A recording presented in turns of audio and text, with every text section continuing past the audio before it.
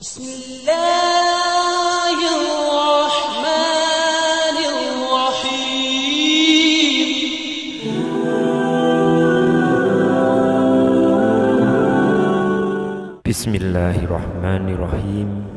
Assalamualaikum warahmatullahi wabarakatuh. Syukur alhamdulillah kita masih diberikan kesempatan dan dipertemukan kembali di channel ini. Semoga perjumpaan kita ini akan dicatat sebagai amal ibadah dan diberkahi oleh Allah Subhanahu wa ta'ala. Salawat dan salam semoga tercurah kepada Rasulullah Sallallahu Alaihi Wasallam, juga kepada keluarga, sahabat, serta orang-orang yang mengikuti beliau hingga hari kiamat. Allahumma sholli ala Sayyidina Muhammad wa ala ali Sayyidina Muhammad.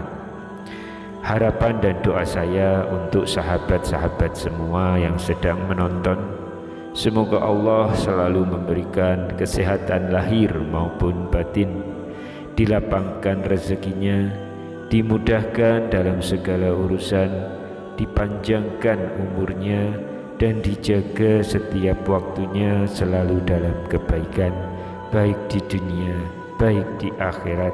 Amin ya rabbal alamin. Sahabat beriman yang dirahmati Allah, ada banyak sekali kisah dari para nabi, para sahabat, dan juga ulama yang bisa kita jadikan panutan dan tuntunan dalam menjalani kehidupan ini. Namun tak hanya itu, kita juga bisa memetik hikmah dari orang-orang yang melakukan dosa.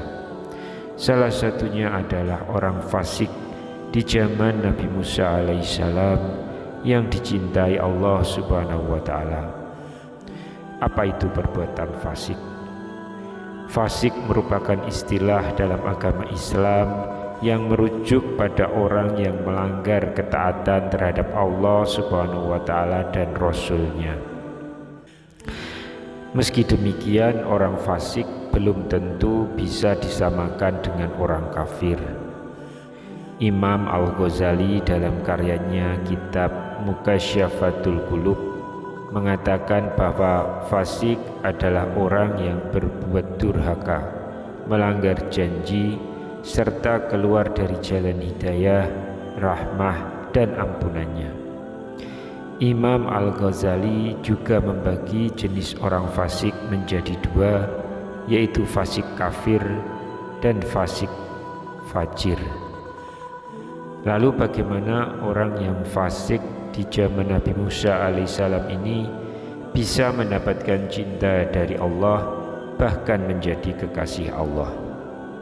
Sahabat Oberpedia yang dirahmati Allah, Nabi Musa alaihissalam pernah menerima wahyu dari Allah Subhanahu wa ta'ala untuk mengurus jenazah seorang lelaki pelaku maksiat semasa hidupnya. Namun saat mengurus jenazah lelaki tersebut, Nabi Musa alaihissalam ditunjukkan oleh Allah berupa akhir yang baik atau husnul khotimah pada jenazahnya. Kisah ini diambil dari riwayat hadis dalam kitab Usfuriyah karya Syekh Muhammad bin Abu Bakar al-Usfuri. Nabi Musa alaihissalam mendapatkan wahyu dari Allah Subhanahu wa ta'ala untuk mengurus jenazah seorang lelaki yang ada di pembuangan sampah. Wahai Musa, di suatu perkampungan ada seorang lelaki yang mati di pembuangan sampah. Ia adalah salah satu di antara kekasihku. Namun para tetangganya tidak mau memandikan, mengkafani, dan menguburkannya. Karena itu pergilah, mandikan, kafani, sholati, dan kuburkanlah sewajarnya. Sesampai Nabi Musa alaihissalam di perkampungan tersebut, Nabi Musa pun mulai menanyai warga tentang keberadaan si jenazah.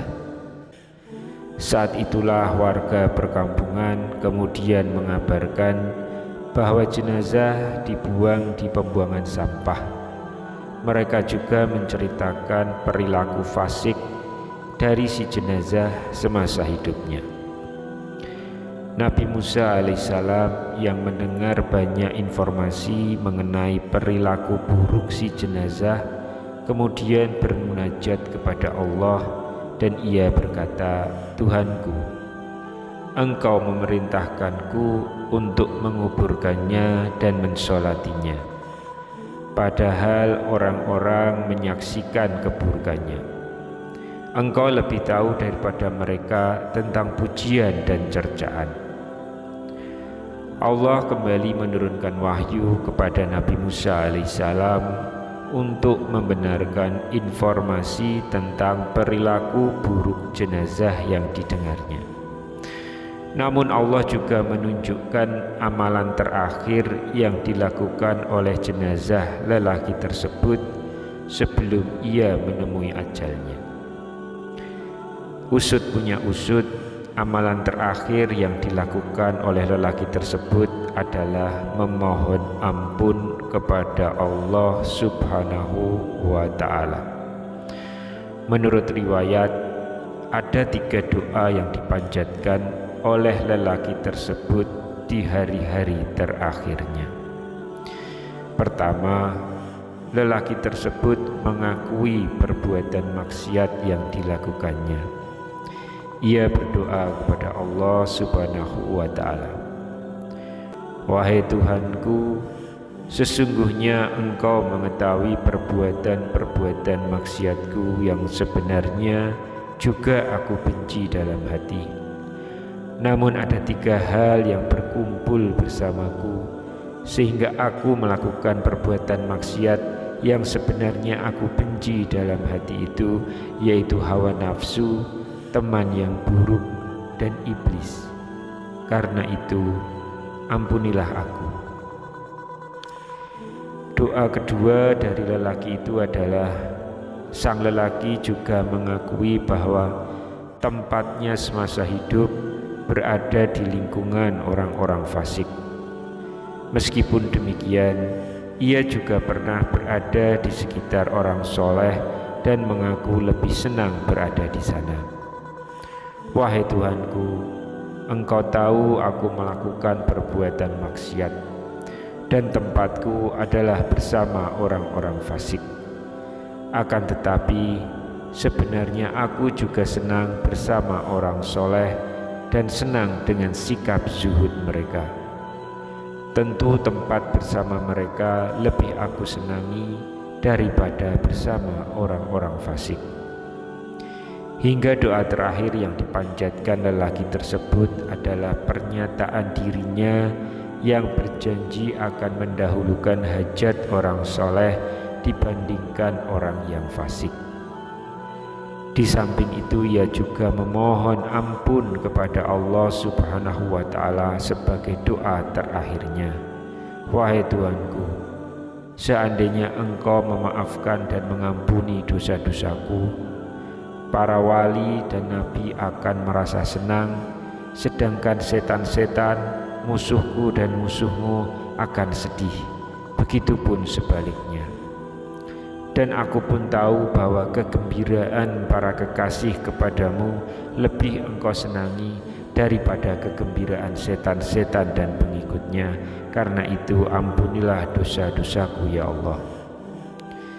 Sebagai zat yang maha pengasih dan maha penyayang, Allah pun mengampuni dosa-dosa jenazah lelaki tersebut karena amal terakhir yang dilakukannya.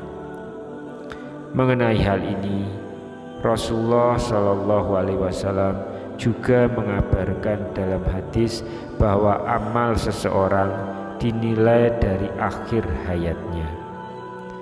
Dari Abu Umamah Al-Bahilil disebutkan, jika Allah menginginkan kebaikan kepada seorang hamba, maka Dia akan membuatnya banyak beramal. Beliau ditanya, bagaimana Allah membuatnya banyak beramal? Beliau menjawab, diberikannya taufik untuk beramal soleh sebelum mati, kemudian dia dicabut dalam keadaan yang seperti itu. Hadis riwayat Ahmad.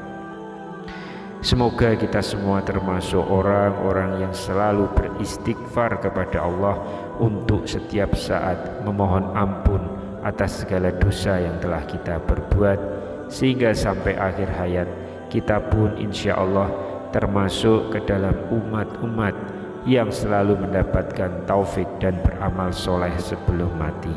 Amin ya rabbal alamin. Demikian yang bisa kami sampaikan di kesempatan kali ini. Semoga kita semua bisa mengambil sebanyak mungkin manfaat dari apa yang kita bahas di pertemuan kali ini. Wallahu alam. Wassalamualaikum warahmatullahi wabarakatuh.